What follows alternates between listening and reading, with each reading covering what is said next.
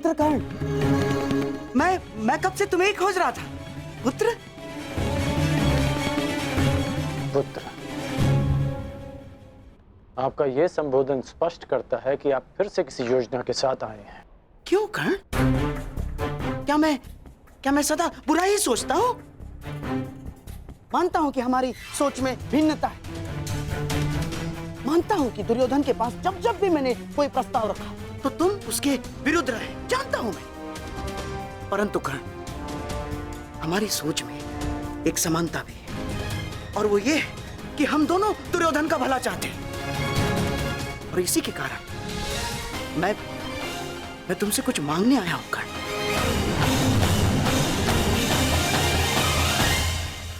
आप मुझसे कुछ मांगने आए हैं? हाँ। आप भूल रहे हैं कि मैं युवराज दुर्योधन नहीं हूं। आपके किसी भी प्रस्ताव के लिए मैं बाध्य नहीं हूं मामा श्री। अब भी नहीं, जब हस्तिनापुर का भविष्य संकट में हो। क्या तात्पर्य है आपका? हस्तिनापुर का भविष्य कैसे संकट में है? कदाचित तुम्हें ज्ञात नहीं है कर्ण, दुर्योधन ने द्वारका जाना अस्वीकार कर दिया है। क्या? हाँ, और तुम इसका अर्थ समझते हो ना? परंतु मुझे तो लगा कि वो द्वारका के लिए प्रस्थान कर चुके होंगे। हाँ, इसीलिए तो मैं तुम्हारे पास आया हूं। वो देखो, वो पांडव द्वारका जाने की तैयारी कर रहे हैं। और हमारा दुर्योधन भावनाओं में बह रहा है कर्ण। तुम्हें पता है ना, जो वासुदेव के पास पहले सहायता मांगने के लिए जाएगा, द्वारका उसी का समर्थन करेगा। तुम उसके मित्र हो ना कर्ण, अब तुम्हें उसे समझाना होगा कि वो स्वयं अपने पैरों पर कुल्हाड़ी ना मारे।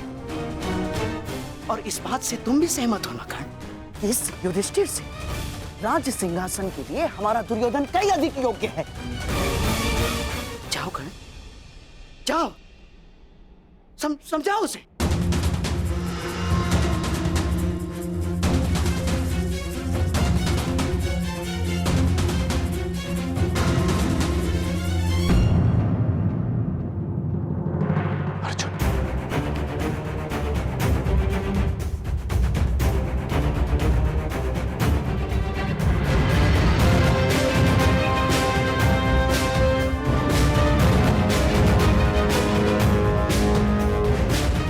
अर्जुन द्वारका के लिए प्रस्थान क्यों कर रहा है? द्वारका तो युधिष्ठिर को जाना चाहिए।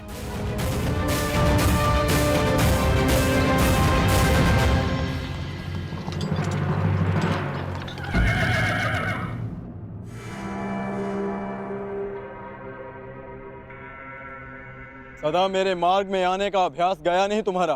क्योंकि ये मार्ग तुम्हारा नहीं है। क्या तुम द्वारका जा रहे हो अर्जुन? तुम्हें इससे कोई प्रयोजन नहीं होना चाहिए।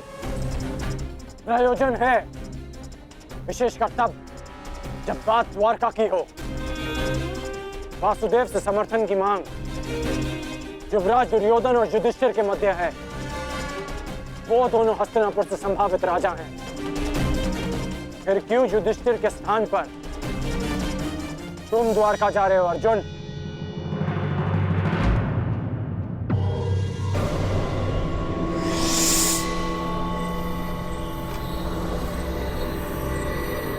हर जगह छल। वासुदेव के मित्र होने के नाते और उनकी बहन सुभद्रा के पति होने के नाते तुम वासुदेव का समर्थन चाहते हो ताकि तुम्हारा पलड़ा भारी हो जाए। क्या धर्मराज युधिष्ठिर की दृष्टि में यह अधर्म उचित है? क्या धर्म युद्ध में सहायता के लिए एक संबंधी का लाभ उठाना उचित है? क्या तुम्हारे ज्येष्ठ ने यही सिखाया तुम्हें अर्जुन? सावधान कर!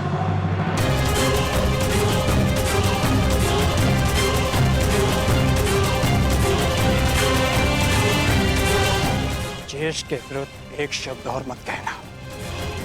सही कहा तुमने। ये प्रकरण हमारे और कौरवों के मध्य है। इसमें ना ही तो तुम्हारा कोई प्रयोजन और ना ही कोई आवश्यकता। समर्थन युवराज दुर्योधन को ही मिलेगा। ये भी ज्ञात हो जाएगा।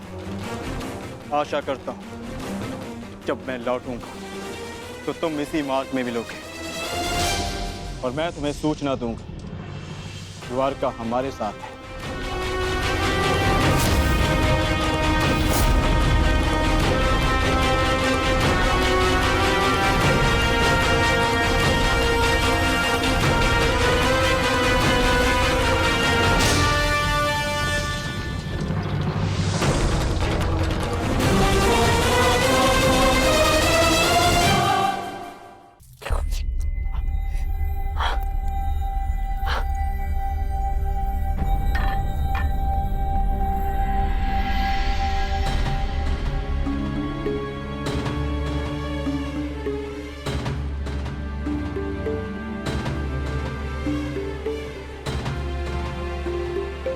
तुमने मुझे देखकर मुस्कुराया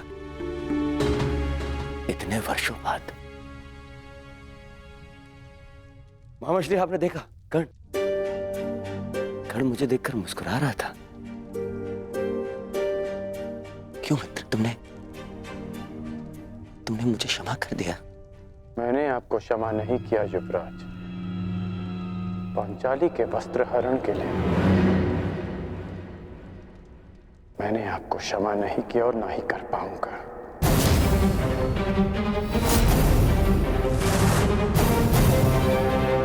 फिर क्यों? क्योंकि इस समय मैं उस दुर्योधन के समक्ष नहीं खड़ा जिसने वो अधर्म किया था।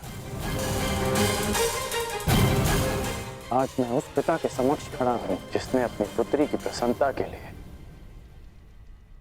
उसके प्रेम को महत्व दिया अपने अहंकार से बढ़कर।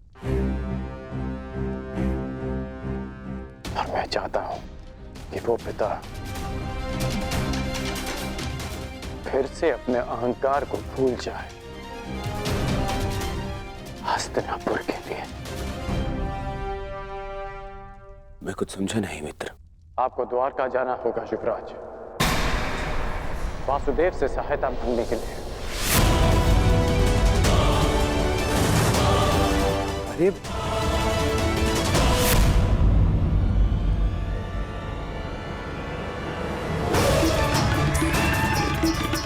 बहुत समझा। क्रोध मत कीजिए युवराज, क्रोध मत कीजिए। कैसे? शांत हो जाइए, शांत हो जाइए। फिर चल। युवराज, हैं?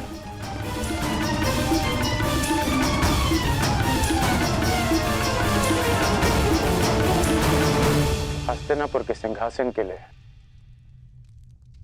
मैंने सदा आपको सबसे योग्य माना है युवराज, और मैं चाहता हूं कि यह सिंहासन आप ही का हो। परंतु इसके लिए वासुदेव का साथ बहुत आवश्यक है। मैं पहले ही कह चुका हूं, मैं उस छलिए के समक्ष नहीं झुकूंगा तो नहीं झुकूंगा, बस। वीर वो नहीं होता जो सदा अहंकार में सर उठाए खड़ा रहे। वीर वो होता है जो सर झुकाकर भी अपना उत्तरदायित्व पूरा करे। कैसा उत्तरदायित्व? उत्तरदायित्व आपकी पुत्री का, आपके पिता का, हस्तिनापुर की सेना का, उसकी प्रजा का, इन सब का उत्तरदायित्व आपके अहंकार से कहीं बढ़कर है युवराज। यदि हमें वासुदेव का समर्थन नहीं मिला है तो इस युद्ध को जीतना असंभव होगा। मेरी बात मानिए मित्र।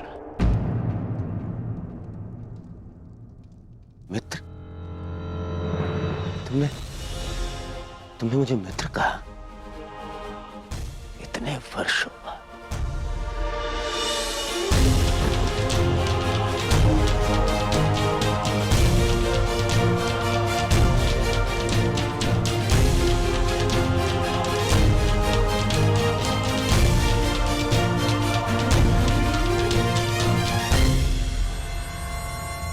अब और कुछ नहीं चाहिए। मैं आज बहुत प्रसन्न हो गया मित्र। सारा कलेश हर लिया तुमने, तुम्हारे इस एक शब्द ने। तुमने मुझे गले लगा लिया मित्र। अब तुम अपना अभिमान क्या, मैं अपना प्राण भी दे दूंगा। तुम बोलो मित्र, तुम चाहते हो मैं द्वारका जाऊं? अब मैं द्वारका जाऊंगा। एक बात स्मरण रखना मित्र, हमें वासुदेव का समर्थन पाना है, अन्यथा आगे बढ़ना बहुत कठिन होगा।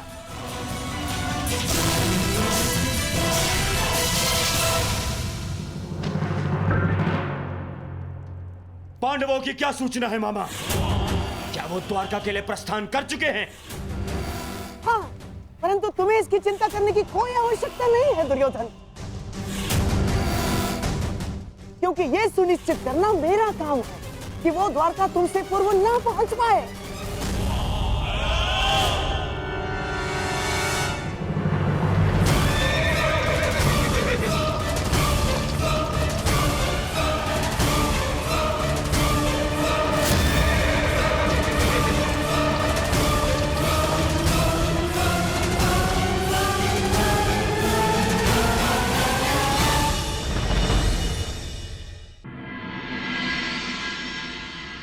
द्वारकाधीश वासुदेव कृष्ण की, वासुदेव पुत्र सांब की, कुलवधू लक्ष्मणा की, द्वारकाधीश वासुदेव कृष्ण की, वासुदेव पुत्र सांब की, कुलवधू लक्ष्मणा की। समझ गए ना सब? भोजन में केसर भात और राजभोग अवश्य बनना चाहिए, ठीक है?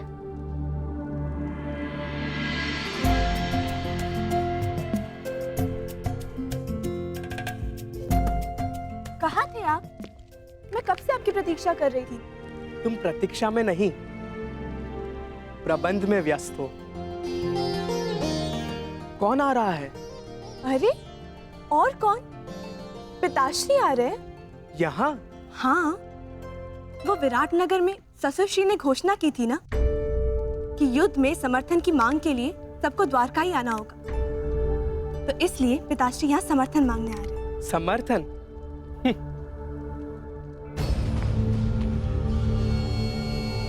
आप मुस्कुरा क्यों रहे हैं? मैं अनुमान लगाने का प्रयत्न कर रहा था कि कौन अधिक भोला है, तुम या तुम्हारे पिताश्री। मैं कुछ समझी नहीं। वही तो समस्या है। चाहे तुम्हारे पिताश्री वासुदेव के चरणों में गिर जाए, उन्हें द्वारका का समर्थन नहीं मिलेगा। परंतु क्यों? यदि शर्त अनुसार मेरे पिताश्री यहाँ पहले पहुँच जाए, तो फिर वो समर्थन क्यों नहीं करेंगे? जितना मैं वासुदेव को जानता हूँ, वो सुनिश्चित कर ही लेंगे कि तुम्हारे पिताश्री यहाँ पहले ना पहुँच पाए, और यदि पहुँच भी गए तब भी समर्थन पांडवों को मिले, इसका कोई ना कोई रास्ता मेरे महान पिताश्री निकाल ही लेंगे। मैं नहीं मानती ससुरश्री ऐसी अनीति करेंगे। जानता हूँ तुम्हें मेरी बात का विश्वास नहीं होगा, परंतु ये सूचना मिली है कि तुम्हारे पिताश्री से पूर्व वासुदेव के सखा अर्जुन द्वारका के लिए प्रस्थान कर चुके हैं। काका श्री अर्जुन? परंतु वो क्यों? नियम अनुसार तो सिंहासन के दावेदार को यहाँ आना चाहिए ना? परंतु अब देखना, मेरे पिताश्री अपने ही बनाए नियम तोड़कर समर्थन अर्जुन को ही देंगे। असंभव, मुझे विश्वास नहीं होता। अब तो समय ही बताएगा कि तुम्हारा विश्वास अधिक बलशाली है या मेरा अनुभव। मैंने तुम्हें इसीलिए बता दिया ताकि समय आने पर तुम्हें अधिक ठेस ना पहुंचे। अब चलो, अब रीति अनुसार तुम्हें अपने ससुरश्री, जिन्हें तुम भगवान समझती हो, उन वासुदेव के पांव धोने हैं। चलो।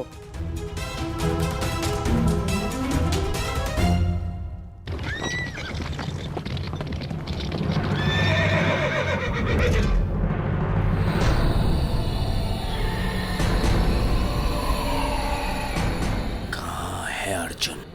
इतने कम समय में इतना आगे निकल गया कि दिखाई नहीं दे रहा है।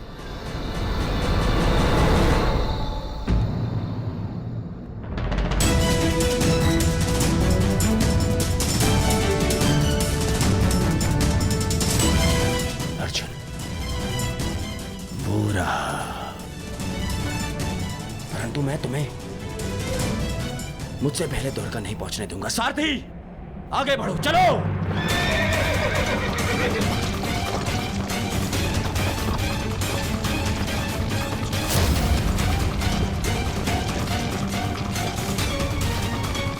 समझ में नहीं आ रहा कि कैसे इससे आगे निकलूं।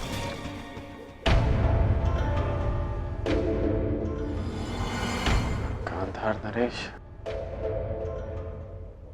संदेश वाहक पक्षी के साथ क्या कर रहे हैं?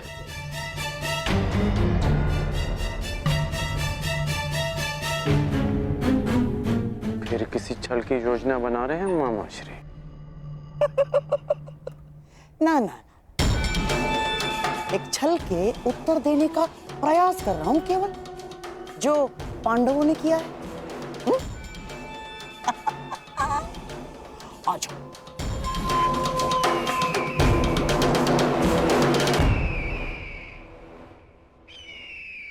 अर्जुन को मार्ग से भटकाने का पूरा प्रबंध कर दिया है मैंने।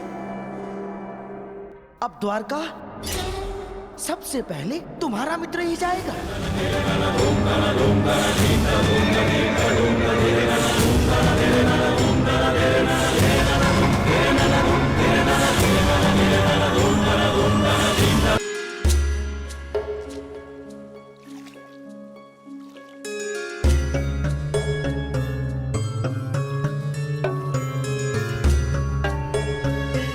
चाहे तुम्हारे पिताश्री वासुदेव के चरणों में गिर जाए, उन्हें द्वारका का समर्थन नहीं मिलेगा।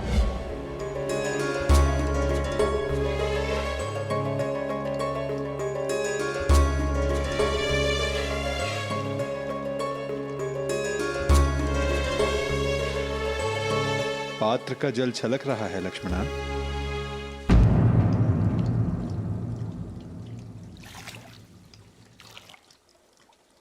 जी। मैं तुम्हारे मन के पात्र की बात कर रहा हूं पुत्री। तुम्हारा मन इतना अशांत क्यों है?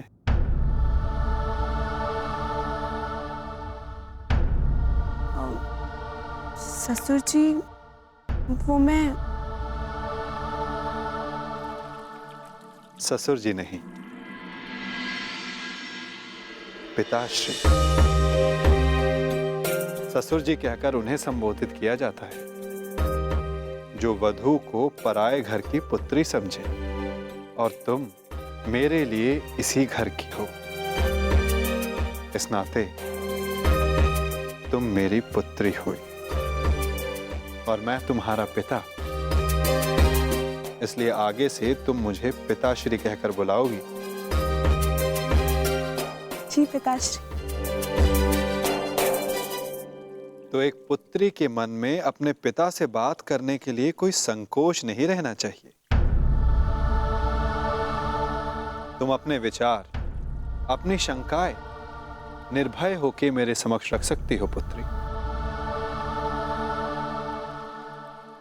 तो बताओ, तुम्हारा मन इतना अशांत क्यों है?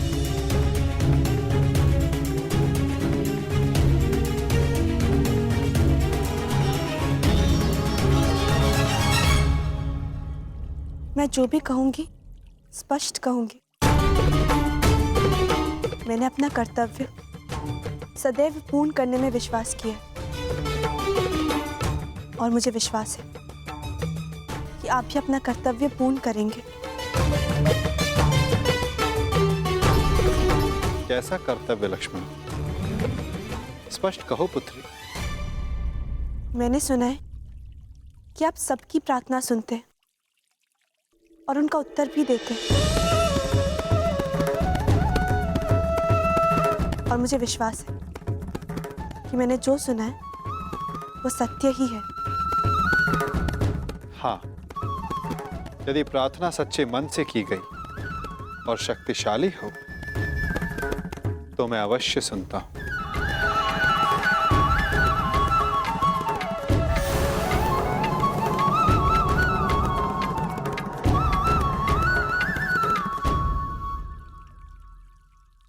प्रतीत होता है कि ये स्थान इस भारी वार्ता के लिए उपयुक्त नहीं है। तुमने द्वारका के राजभवन के उपवन देखे, बड़े सुंदर हैं। आओ, मैं तुम्हें उपवन विहार करवाता हूं।